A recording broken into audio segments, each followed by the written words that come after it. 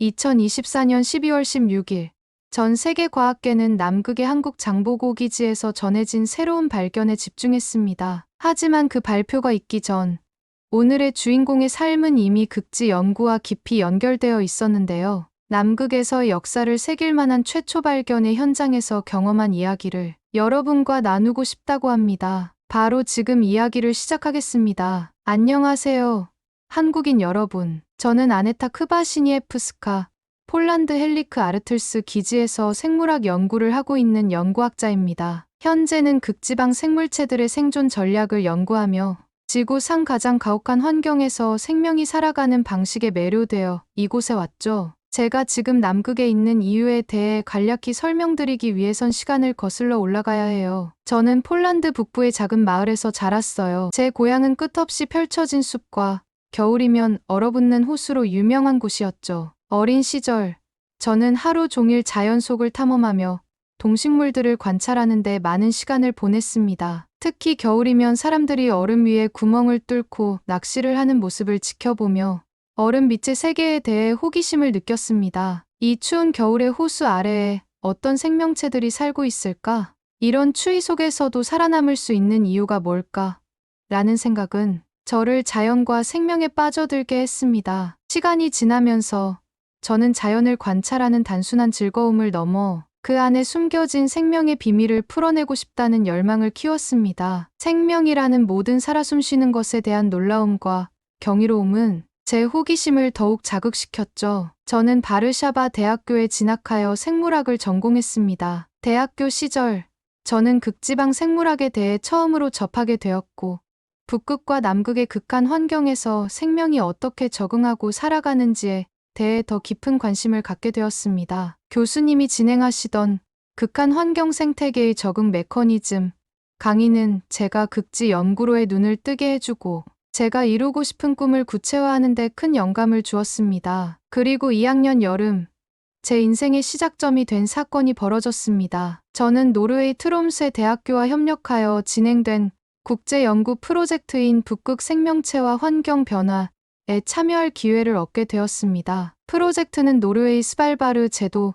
근처 해빙 아래 생태계를 연구하는 것을 목표로 하는 프로젝트였죠. 어릴 적 마을의 호수 아래 있는 생명체보다 더 극한 환경인 스발바르 제도 현장에서 손을 오돌오돌 떨어가며 샘플을 채취하고 얼음 밑 세계를 처음으로 경험했습니다. 두꺼운 얼음을 뚫고 나오는 차가운 바닷물에 정신이 번쩍 들며 온몸의 근육이 얼어붙는 느낌이 들었지만 그 안에서 발견된 미세 플랑크톤의 생명력은 제게 경이로움 그 자체였습니다. 아주 작은 미세 플랑크톤이 움직이는 모습을 보며 제가 느꼈던 살을 애는 추위는 순식간에 녹아들었고 제 열정의 불씨를 지피는 중요한 순간으로 자리 잡았죠. 이 경험은 단순한 학문적 성과를 넘어 제가 연구자로서 어떤 방향으로 나아가야 할지 확신을 주었습니다. 이후 학부 졸업 논문은 북극에서 수집한 데이터를 바탕으로 작성되었고 이는 제가 대학원에서 본격적으로 극지 연구를 시작하는 계기가 되었습니다. 대학원에서는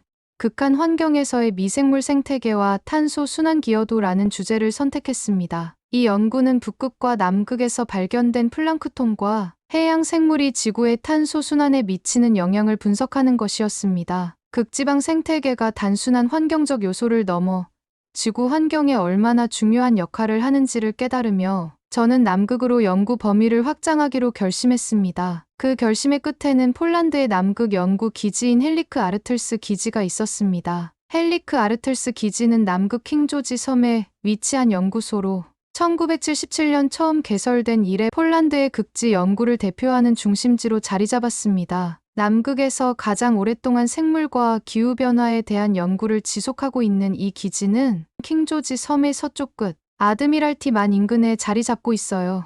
헬리크 아르틀스 기지는 전략적으로도 엄청 중요한 위치에 있습니다. 아드미랄티 만은 해양 생태계의 생물 다양성이 풍부한 곳으로 남극 생물학 연구의 핵심 지역 중 하나입니다. 주변 해안과 해빙 지역은 크릴, 남극 은어, 그리고 다양한 플랑크톤이 서식하는 생태계로 유명하며 극지 환경 변화가 생물들에게 어떤 영향을 미치는지 연구하는 데 이상적인 환경을 제공하죠. 기지는 약 40명의 연구자와 지원 인력을 수용할 수 있으며 다양한 과학 장비와 시설을 갖추고 있습니다. 주요 연구 분야는 해양 생태학, 대기 과학, 지질학, 빙하학 등으로 특히 남극 해빙과 주변 생태계의 상호작용을 분석하는 데 중점을 두고 있습니다. 실내 실험실 외에도 기지는 현장 연구를 위해 소형 보트와 이동형 연구 장비를 지원하며 극지 생물학과 환경 연구에 필요한 데이터 수집 능력을 갖추고 있습니다. 저희 헬리크 아르틀스 기지는 여러 국제 기지들과 긴밀히 협력하며 특히 남극 조약 체제 아래에서 환경 보존 및 과학 협력을 강화하는 데 기여하고 있습니다. 주변에는 칠레,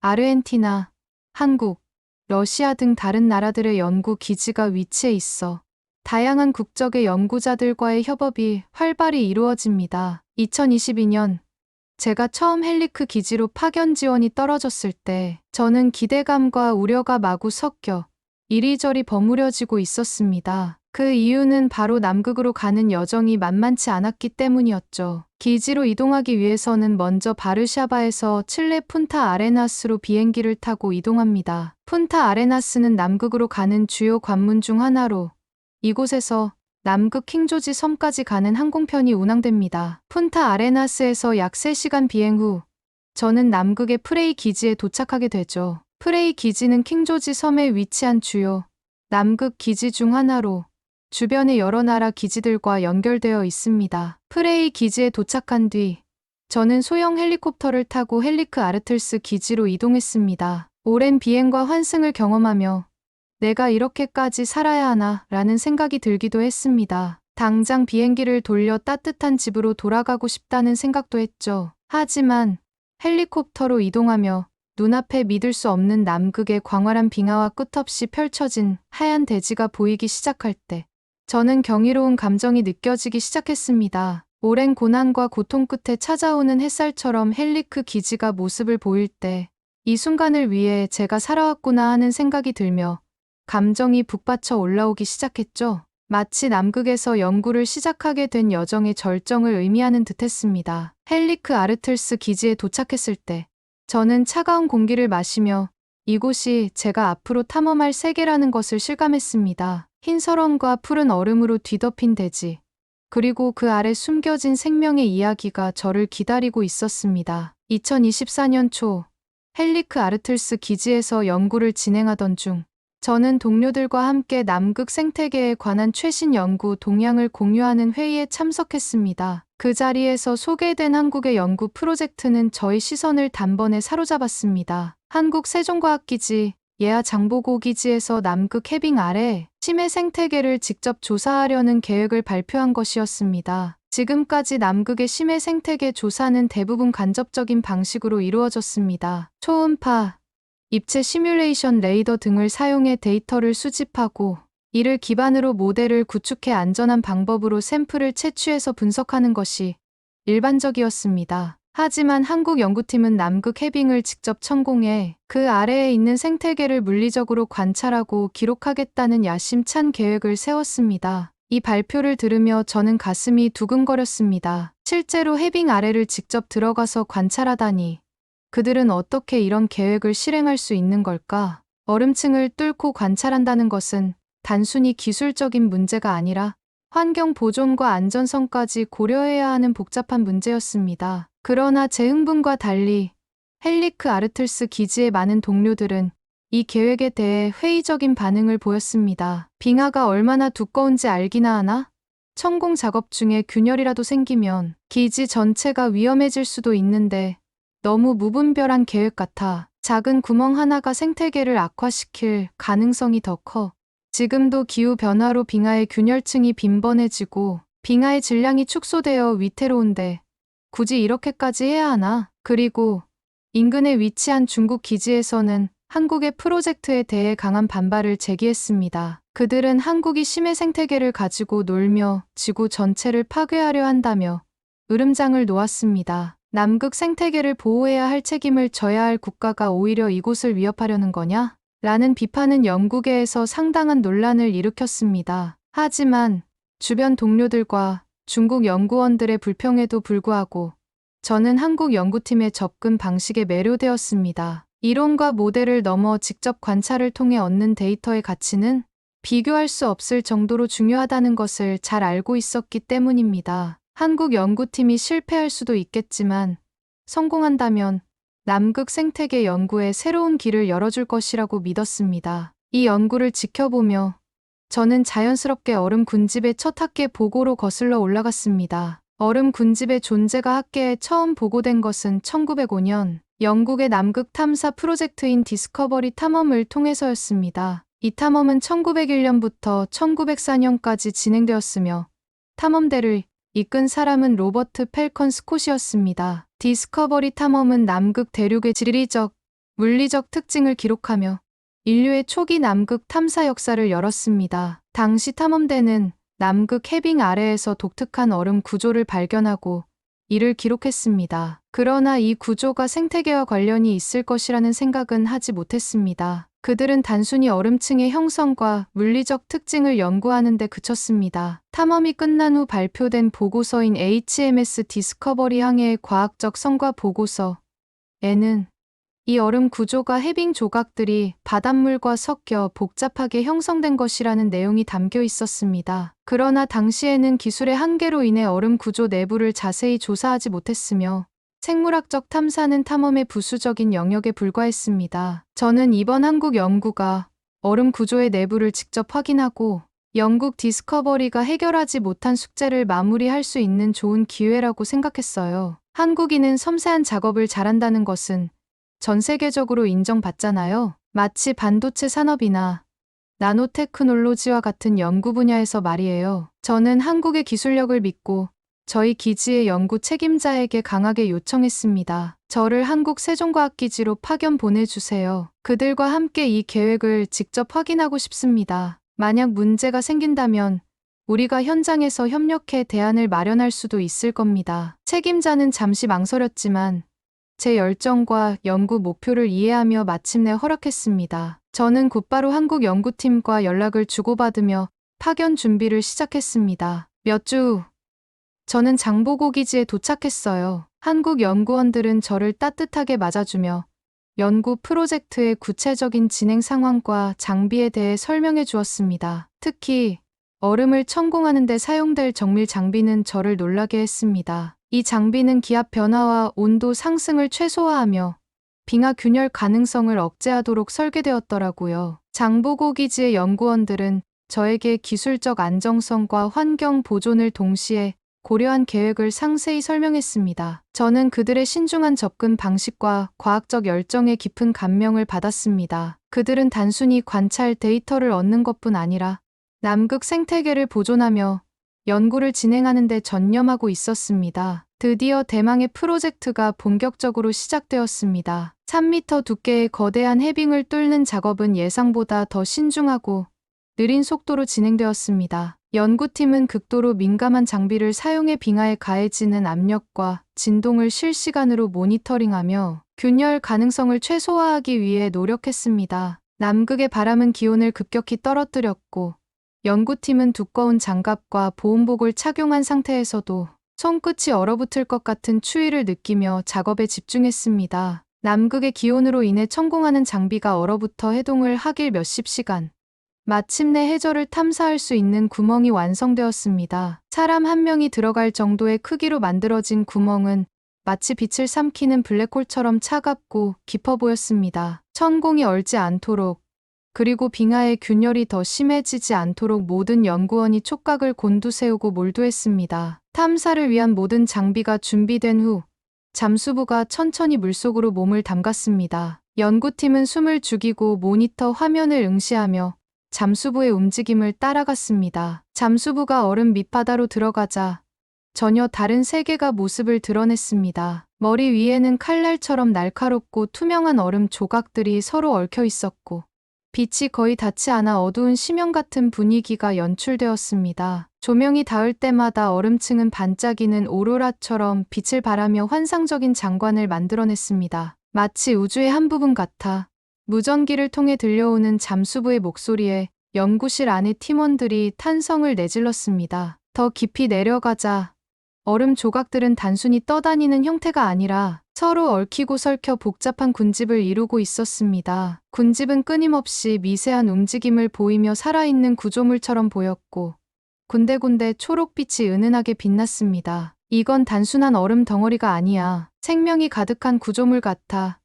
나는 잠수부의 목소리에 연구팀은 흥분을 감추지 못했습니다. 얼음 군집 틈 사이에서 무언가 움직이는 그림자가 포착되었습니다. 조명이 가까이 비추자 그것은 바다의 천사 클리오네였습니다. 투명한 몸체와 날개처럼 보이는 지느러미를 천천히 흔들며 유영하는 모습은 마치 물속에서 춤을 추는 듯한 신비로움을 자아냈습니다. 잠수부가 더 깊이 들어가자 클리오네 외에도 얼음 틈새를 집처럼 사용하는 남극 물고기들이 나타났습니다. 그 모습을 직접 영상으로 확인한 연구팀은 일제히 환호를 하기 시작했습니다. 그리고 생태계의 경이로움을 확인하는 순간이 제 눈앞에 펼쳐졌습니다. 남극 은어가 얼음 군집에 알을 붙여놓으며 새로운 생명의 잉태를 준비하고 있었다는 사실을 눈으로 확인했기 때문이었죠. 남극 은어의 산란법은 연구팀 모두를 놀라게 했습니다. 알은 얼음 속에 보호받고 있었고 마치 투명한 보석처럼 반짝이며 빛을 반사했습니다. 이 생명체들은 얼음 군집을 단순한 환경이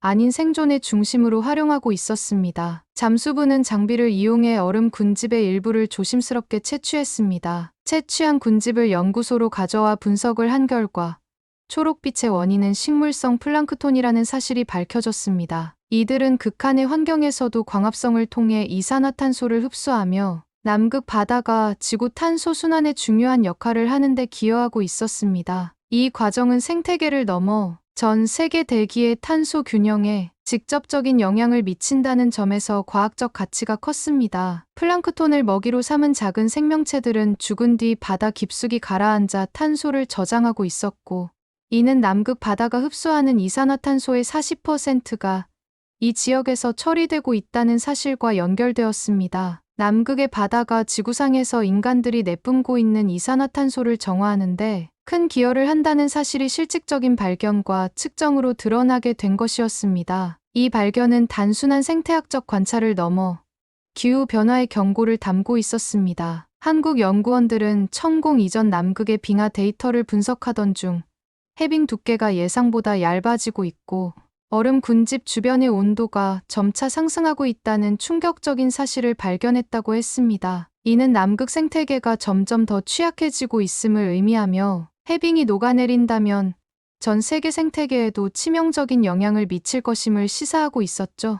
한국 연구팀 팀장이 이 내용을 연구팀들에게 다시 상기시키는 순간 연구실 안에 있던 모두가 무거운 침묵에 잠겼습니다. 발견의 감격과 함께 우리가 남극 생태계를 보존하기 위해 해야 할 일이 무엇인지 깨닫게 된 순간이었습니다. 우리는 단순히 발견만 하는 사람들이 아닙니다. 우리가 살고 있는 이 지구 생태계를 지키기 위한 실질적인 행동을 할 수 있는 방안도 마련해야 합니다. 라는 팀장의 말에는 단순히 한국뿐만 아니라 전 세계를 걱정하는 하나의 인간의 마음이 담겨 있었습니다. 남극 해빙 아래에서 발견된 생태계는 단순히 학문적 성과를 넘어섰습니다. 연구팀이 관찰한 얼음 군집 내부의 복잡한 생태계와 클리오네, 남극 은어의 생존 방식은 지구 생태계 연구의 새로운 장을 열었습니다. 연구 결과가 발표된 지 불과 몇 시간 만에 전 세계 언론이 한국 장보고 기지의 성과를 앞다투어 보도했습니다. CNN, BBC,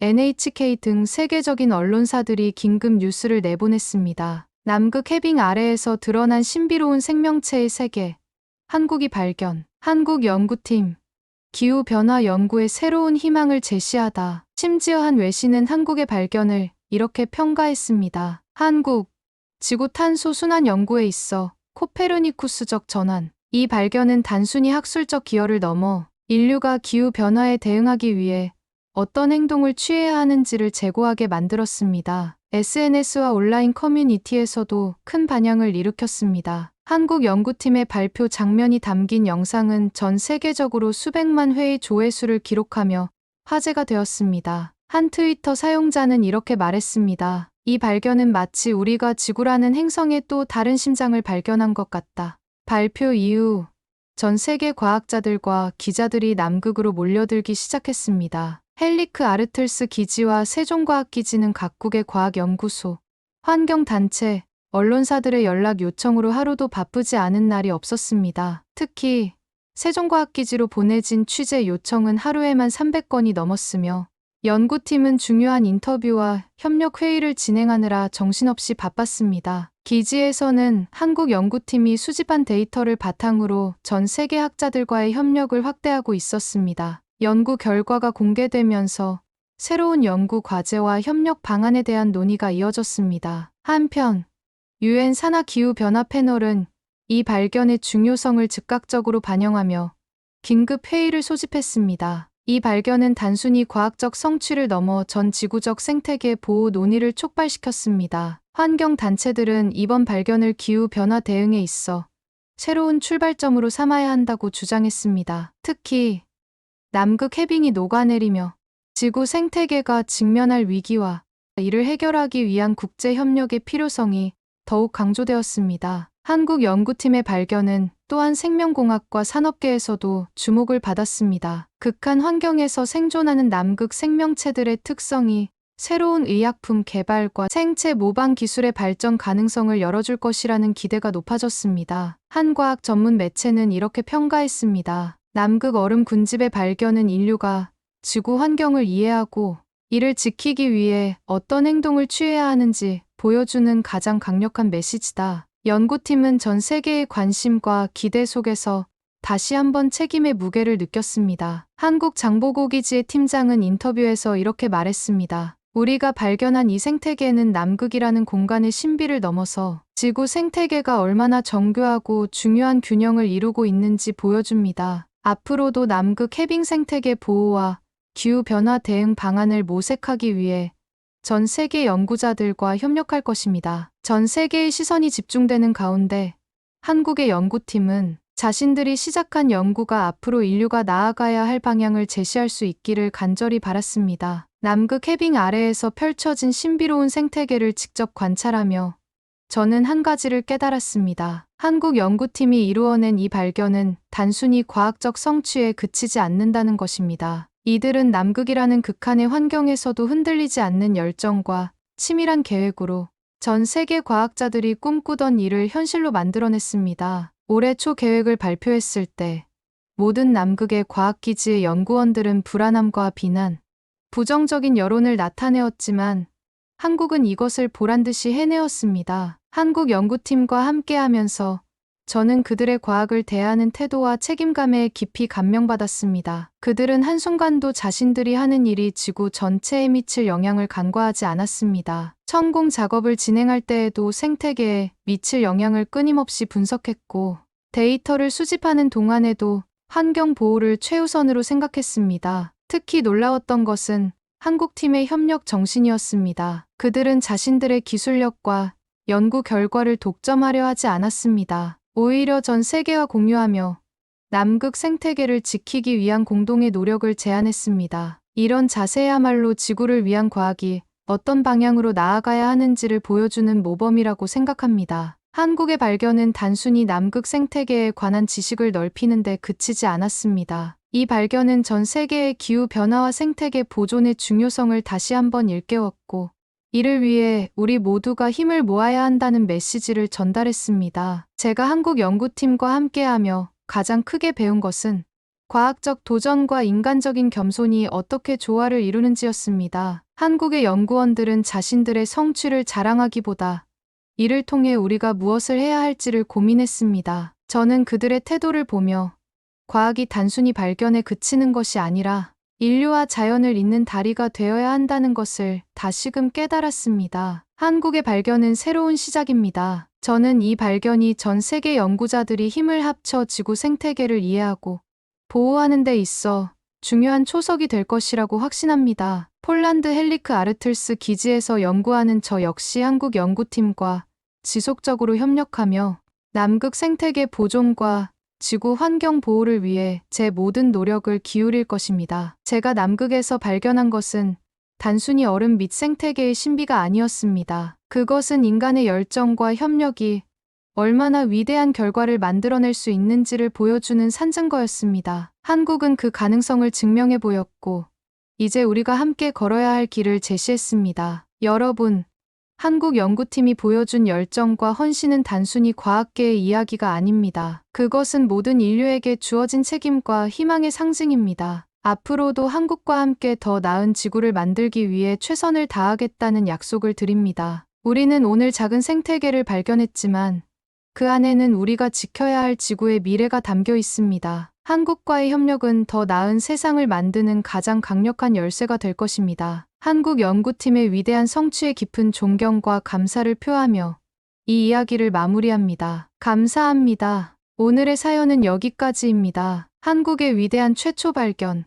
저도 가슴이 뭉클해집니다. 요즘 날씨가 더 추워지기 시작하면서 독감을 앓는 분들이 많아지고 있다고 합니다. 추운 겨울에 기관지로 들어오는 차가운 공기가 원인이라고 하는데요. 차가운 외부 공기를 막아주는 마스크 착용과 올바른 손 씻기가 중요하다고 말합니다. 그리고 건조한 내부 공기의 습도도 중요하다고 하는데요. 여러분이 아프지 않고 항상 건강하길 진심으로 바랍니다. 그리고 오늘의 이야기가 마음에 드셨다면 구독, 좋아요 부탁드리겠습니다. 다음엔 더 좋은 사연으로 여러분을 찾아뵙겠습니다. 시청해 주셔서 감사합니다.